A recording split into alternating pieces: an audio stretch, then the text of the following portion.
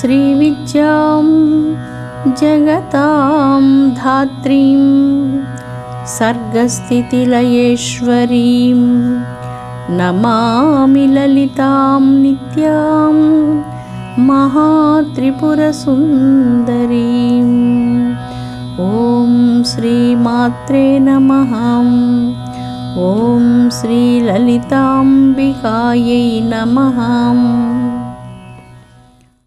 అమృతాత్మ స్వరూపులైన మీ అందరికీ మీ తల్లి అవ్యాజ్యమైనటువంటి మాతృప్రేమను అందిస్తూ బంధిన్యాది సమన్విత అన్నటువంటి 8 బీజ మంత్రాలు కలిగినటువంటి ఈ నామం గత వారం మనం చెప్పుకున్నాం. కురింగిపోవడం, పొంగిపోవడం, ఎవరైనా మనల్ని పొగిడినప్పుడు మనం చాలా పొంగిపోవడం, ఎవరైనా మనల్ని గురించి ఏదైనా ఒక చిన్న మాట మాట్లాడగానే కృంగిపోవడం, ఈ పొంగు కృంగు రెండు మంచివి కావు అని చెప్పుకున్నాం. మనలో ప్రకాశిస్తున్నటువంటిది శుద్ధ ఆత్మ, పరబ్రహ్మ స్వరూపం. ఆ పరబ్రహ్మ స్వరూపం ఉన్నంతవరకే ఈ శరీరంలో మనం ఏమైనా ఈ ప్రపంచంలో చేయగలుగుతున్నాం. మాట్లాడడం, తినడం, చదవడం, నడవడం, మనం చేసే ప్రతి పని ఆత్మశక్తి వల్ల చేయగలుగుతున్నాం, కానీ మన శక్తి వల్ల చేయడం లేదు, అహంకారం వల్ల మనం చేయడం లేదు. చంద్రుడు కొన్ని సందర్భాల్లో రాహుగ్రస్తమైనటువంటి చంద్రబింబాన్ని మనం చూస్తుంటాం. ఈ రాహుగ్రస్తమైనటువంటి చంద్రబింబం ఒక్కొక్కసారి గ్రహణానికి లోనవుతుంటుంది. మన ఆత్మ అలాంటి గ్రహణానికి ఎప్పటికీ లోను కాకూడదు. ఈ వృద్ధి క్షయాలు శాపగ్రస్తుడైనటువంటి చంద్రునకు తగినటువంటివి, కానీ మన పవిత్రాత్మకు తగినటువంటిది కాదు. శాపగ్రస్తుడైనటువంటి చంద్రునకు తగినటువంటిది ఈ కుంగిపోవడం, ఈ పొంగిపోవడం. అంటే పూర్తిగా అమావాస్య రావటం, తర్వాత కొంతకాలానికి మరలా పౌర్ణమి రావటం. పౌర్ణమి నాడు చంద్రుడు చాలా సంతోషంగా వెన్నెల వెదజల్లుతూ ఉంటారు. ఆ తర్వాత అమావాస్య వచ్చినప్పుడు అదే చంద్రుడు పూర్తిగా చీకట్లో మనం చూస్తుంటాం. అదే చంద్రుని రాహువు అంటే గ్రహణం పట్టినప్పుడు ఆ రాహుగ్రస్త చంద్రగ్రహణం ఎలాగుంటుందో అలాగా ఈ వృద్ధి క్షయాలు చంద్రునికి సరిపోతాయేమో, కానీ మన శుద్ధాత్మకు అవి సరిపోయేటువంటివి కాదు. అందుకనే మనం స్థితప్రజ్ఞత్వపు లక్షణాలు అభ్యాసం చేయాలి అని మనం చెప్పుకున్నాం. అవును, ఖచ్చితంగా మనం కొంచెం తొందరపాటుతనం, ఆవేశాలు, ఆక్రోశాలు, ఈ కోపాలు ఇవన్నీ బాగా తగ్గించుకోవాలి. ఒక వయసు వచ్చిన తర్వాత ఇంకా అంత పెద్ద అలాంటి స్వభావాలు ఉంటే అవి శోభస్కరంగా ఉండవు. బంధిన్యాది సమన్విత, ఇక్కడ ఉన్నటువంటి ఈ దేవీలందరూ మనల్ని అనుగ్రహించి ఈ చక్రం నుంచి కుండలిని శక్తిని మరొక చక్రానికి పంపించాలని, ఆశీర్వచనాలు ఇవ్వాలని అక్కడ కూర్చొని ఉన్నారు. అయితే మనం అక్కడ ఉన్నటువంటి లోకాలలో చిక్కుకొని పోతున్నాం. ఆ లోకాలు ఈ కోపం, తాపం, గర్వం, అహంకారం వీటన్నిటికీ విమోచనం ఏం చేస్తే విమోచనం వస్తుంది? అహంకారానికి ఏది విమోచనం కలిగిస్తుంది? ఆ అహంకారానికి విమోచనం సేవ వలన కలుగుతుంది. సేవ, ఎవరికి వెళ్ళి నేను సేవ చేయాలి అనే ఒక ప్రశ్న వస్తుంది. నేనేమిటి, నా స్టేటస్ ఏమిటి, నేను వెళ్ళి ఎవరికి సేవ చేయాలి అని చాలామందికి అదంతా ఇష్టం ఉండదు. అబ్బా, నేను వాళ్ళందరి దగ్గరికి వెళ్ళలేనండి, వాళ్ళని తాకడం నా వల్ల కాదు, ఇలాగా అసలు రావడానికి ఇష్టపడరు చాలామంది బయటకు. అసలు కొన్ని సందర్భాల్లో ఒక కార్యక్రమానికి కూడా బయట మంచి ఆధ్యాత్మిక ప్రోగ్రాములు జరుగుతుంటే నేను రాలేను, అంతమందిలో ఆ పొల్యూషన్ అంతా నేను తట్టుకోలేనంటూ అలాగా ఆ చిన్న కార్యక్రమానికి రావడానికి కూడా అంతమందిలో పొల్యూషన్ వచ్చిందని ఫీల్ అవుతూ ఉంటారు. మరి అలాంటప్పుడు పేదవాళ్ళకి, అలాంటి వాళ్ళకి సేవ ఎలా చేస్తారు? కనీసం ఇంట్లోనైనా సేవ చేయడం ప్రారంభం చేయాలి. ఆ ఇంట్లో వాళ్ళకి నేను సేవ చేయడానికి సిద్ధంగా లేనంటూ మళ్ళీ అదొకటి వస్తుంది. కనీసం దేవుడికైనా సేవ చేయని, తులసి చెట్లకు నీళ్లు పోయండి. దేవుడు పాత్ర సామాన్లు పని వాళ్ళకి ఇచ్చి తోమించడం కంటే అవి మనమే స్వయంగా తోముకుంటే చాలా బాగుంటుంది. పువ్వులు కోసి పూజా మందిరం అంతా పనమ్మాయి సిద్ధం చేస్తే చాలా ఇళ్లల్లో అప్పుడు వెళ్ళి ఒక్క నిమిషం హారతి ఇచ్చేసి వచ్చేస్తుంటారు. అది సరిగ్గా ఉండదనిపిస్తుంది. ఎప్పుడు ఆ పూజా మందిరాన్ని మనం శుభ్రం చేయడం అనేటువంటిది అది కూడా దైవ సేవ క్రిందకు వస్తుంది. ఆ సేవ వలన మన హృదయ మందిరాన్ని మనం పరిశుభ్రం చేసుకుంటున్నాం. సేవ వలన అహంకారం తగ్గుతుంది, గర్వం తగ్గుతుంది, లోపల చాలా పొరలు సేవ కాల్చివేస్తుంది. బ్రహ్మ విష్ణు మహేశ్వరులకు కూడా సేవ లభ్యం కాదట. అలాంటిది ఉత్కృష్టమైనటువంటిది సేవ. నిష్కామంగా మనం సేవ చేసే కొలది మన హృదయంలో శాంతం చాలా పెంపొందుతూ వస్తుంది, నిరహంకారత్వం పెంపొందుతూ వస్తుంది. అంతేకాదు ఒక విధమైనటువంటి తేజస్సు జీవితం లోపల నిండుతుంది. ఆ నిష్కామత్వం అనేటువంటి తేజస్సు మానవ జీవితాన్ని మహోన్నతం చేస్తుంది. అందుకని సేవ గర్వానికి మందు లాంటిది. సేవ వలన మన హృదయంలో సత్యం, ప్రేమ, శాంతి, జ్ఞానం వీటన్నిటినీ మేల్కొల్పుతుంది సేవ. ఇవన్నీ ఉన్నాయి మనందరిలో, అయితే నిద్రాణ స్థితిలో ఉన్నాయి. మనలో శాంతి ఉంది. ఈ గర్వం వలన, ఈ అహంకారం వలన ఆ శాంతి బయటకు రావటం లేదు. మనలో చాలా ప్రేమ ఉంది. ఈ సమస్త ప్రపంచాన్ని ప్రేమించగలిగే అంతటి పెద్ద అక్షయ ప్రేమ భాండాగారం మనలో ఉన్నది. అపూర్వమైనటువంటి విజ్ఞాన భాండాగారానికి మానవ జీవితమే ఒక నెలవు లాంటిది. అయితే ఇవన్నీ నిద్రాణ స్థితిలో ఉన్నాయి. ఈ తలుపులన్నీ మూతబడి ఉన్నాయి.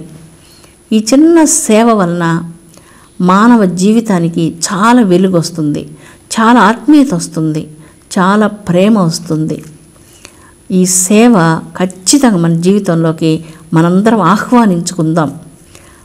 మన పరిధులలో ఎంతవరకు మనం ఎవరికైనా నిష్కామంగా ఏదైనా చేయగలిగితే, మనసా వాచ కర్మణ వారి నుంచి ఏది ఆశించకుండా, అంటే కృతజ్ఞతలు కానీ, వాళ్ళు ఒక మాట పలకాలని కానీ, నేను చెప్పింది వాళ్ళకి ఎలా నచ్చిందా లేదా అన్నటువంటిది కానీ, మంచి పని చేసే భాగ్యం మనకు లభించింది, చేసేసాము. వారి కృతజ్ఞతాపూర్వకమైనటువంటి సంభాషణ మనం వినాలని ఎటువంటి ఆశ పెట్టుకోకుండా మనం అక్కడి నుంచి వచ్చేద్దాం. అప్పుడు అది చాలా అద్భుతమైనటువంటి సేవ అవుతుంది. ఆ సేవ ఈశ్వరునికి ప్రీతిదాయకమవుతుంది. కొన్ని సందర్భాల్లో కొంతమంది దైవ పూజలు చేస్తూ ఉంటారు. ఈ పూజలు చాలా వరకు ఏదో అడుగుతూనే కదా, దైవాన్ని ఏదో నాకు ఇది కావాలి ఇది కావాలని అడుగుతూ జరుగుతుంది. కానీ అందరూ అలాగే పూజలు చేస్తారని చెప్పలేం. చాలామంది నిష్కామంగా కూడా దైవాన్ని పూజిస్తూ ఉంటారు. మరి కొంతమంది చాలా విలక్షణంగా ఇంకొక రకమైన పూజ చేస్తుంటారు. ఎదుటి వాళ్ళు బాగుపడకూడదు, ఎదుటి వాళ్ళ కష్టాలు కలగాలనే ఉద్దేశంతో తన బిడ్డలు, తన కుటుంబం బాగుండాలి, ఎదుటి వాళ్ళు బాగుండకూడదంటూ ఇలాగ పూజలు చేసేవాళ్ళని కూడా మనము ఈ లోకంలో చూస్తాం. ఇది మాత్రం చాలా తప్పు.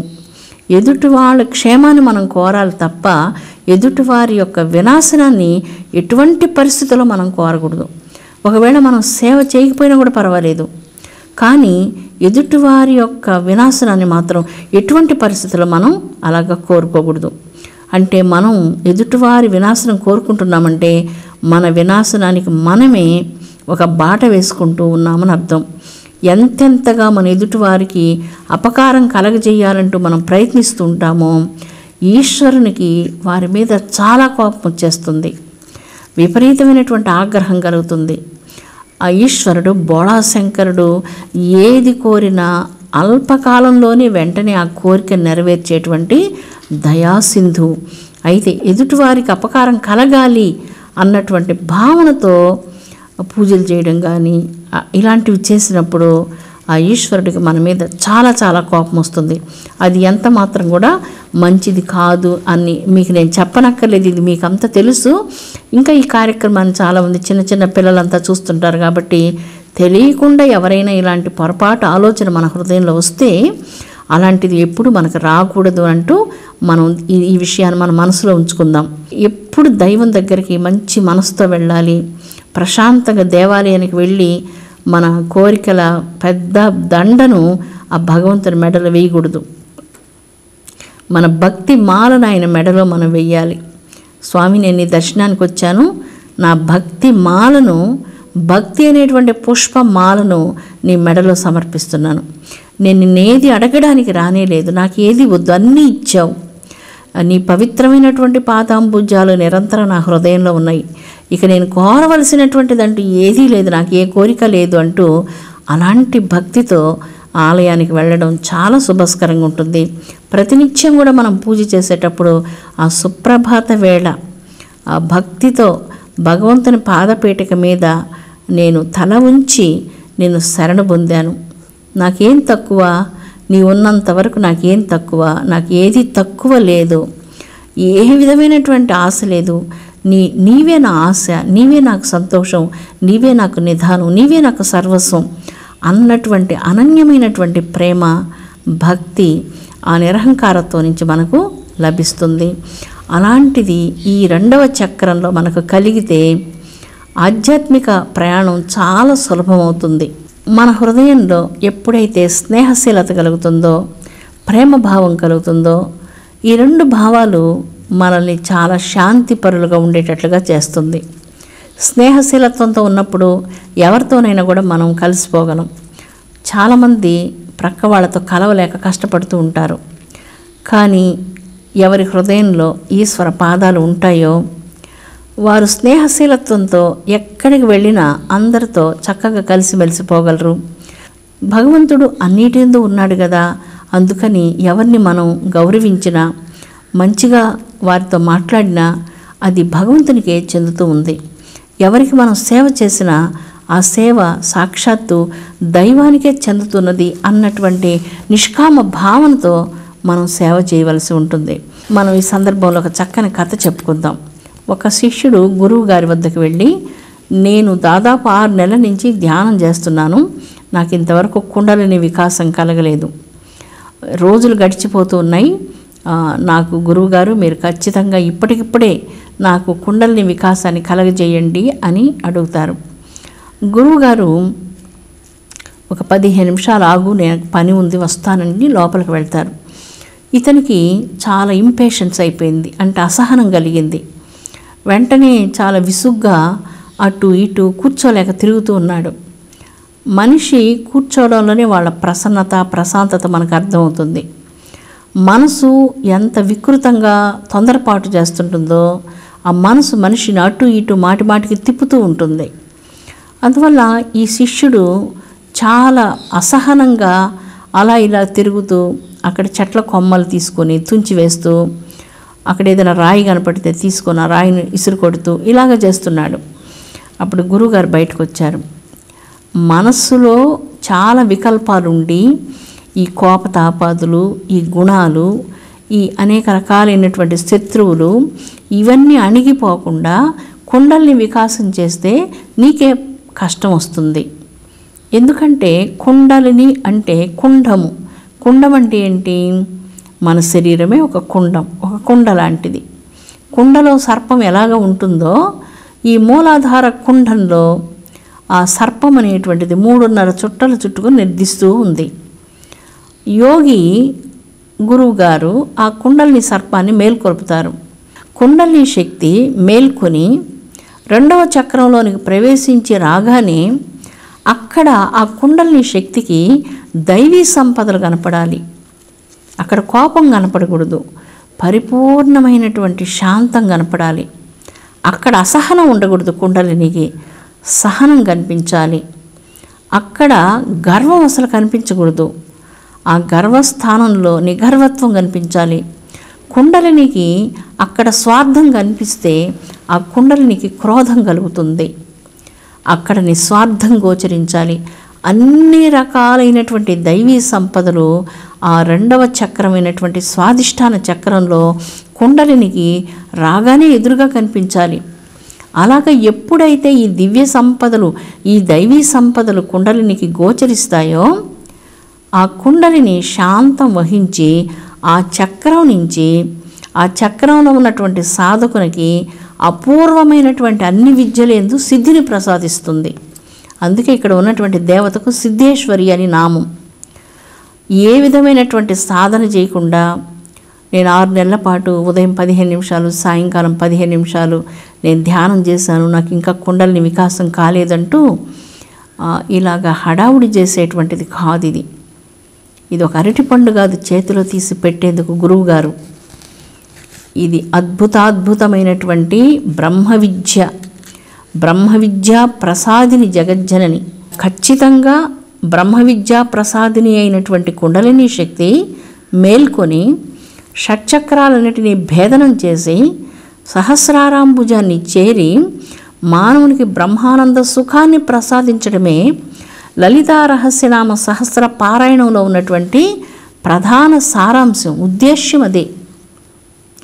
అయితే మానవ హృదయంలో ఈ అల్పభావాలు, హింస, క్రౌర్యం, ఈ కామం, క్రోధం, లోభం, మోహం, ఎదుటివారికి అపకారం కలిగించే గుణాలు, ఇలాంటి దుర్బుద్ధులన్నీ ఉన్నప్పుడు ఆ కుండలిని సాధకుని చాలా రకాలైనటువంటి క్లేశాలకు గురి చేస్తుంది. అందుకని గురువులు వాళ్ళు ఒక క్షణంలో కుండలిని ప్రబోధం చేయగలరు. కంటి చూపుతో, చేతి స్పర్శతో, వారి శరీరం విడిచిపెట్టినా కూడా దీన్ని చేయగలరు, ఎక్కడ ఉన్నా కూడా చేయగలరు. అయితే దానికి కావలసినటువంటి ఆత్మశక్తి, ఆ పవిత్రత సాధకునకు కావాలి. చాలా చక్కగా అర్థమైంది కదా, ఆ పవిత్రత కావాలి. రెండవ చక్రం పరిపూర్ణమైనటువంటి పవిత్రతను సంతరించుకోవాలి. సమస్తములైనటువంటి కోరికలన్నీ కాలిపోవాలి. అంతవరకు ఈ కుండలిని విద్య గురించి మనం ఆ మాట ఎత్తకూడదు, అంతవరకు ఎత్తకూడదు. అన్ని రకాలైనటువంటి ప్రలోభాలను జయించినప్పుడు ఈ విద్యను సాధించడం చాలా సులభమవుతుంది. అందువలన ఈ రహస్యనామ సహస్ర పారాయణాల చేత మీకు చాలా శుభం కలుగుతుంది, అంతరంగం శుద్ధి కలుగుతుంది, స్వచ్ఛత కలుగుతుంది, నిరహంకారత్వం కలుగుతుంది, సేవాతత్వం కూడా మనకు అభ్యాసం అవుతుంది. శక్తుల కోసం, సిద్ధుల కోసం కాకుండా ఆత్మ సాక్షాత్కారం కోసం చేసే ఆధ్యాత్మిక సాధనలలో సాధకులకు ఖచ్చితంగా విజయం సిద్ధిస్తుంది. అందుకనే స్వాదిష్టాన చక్రం యొక్క కర్ణిక మధ్యంలో ఆసీనురాలైనటువంటి దేవి సిద్ధేశ్వరి దేవి. అమృతాత్మ స్వరూపులారా, జగన్మాత అనుగ్రహంతో మనం హీనమైనటువంటి స్వభావాలన్నిటిని విడిచిపెట్టి ఉన్నత గుణాలతో ముందుకు సాగుదాం. తల్లి యొక్క పవిత్ర నామాన్ని అనవరతము మనస్సులో ధ్యానం చేస్తూ పవిత్రాతి పవిత్రమైనటువంటి జీవితాన్ని మనందరం గడపాలని అమ్మ మీ తల్లిగా, మీ కన్న తల్లిగా మనపూర్వకంగా నేను కోరుకుంటున్నాను. ఓం శాంతి శాంతి శాంతి. స్వస్తి.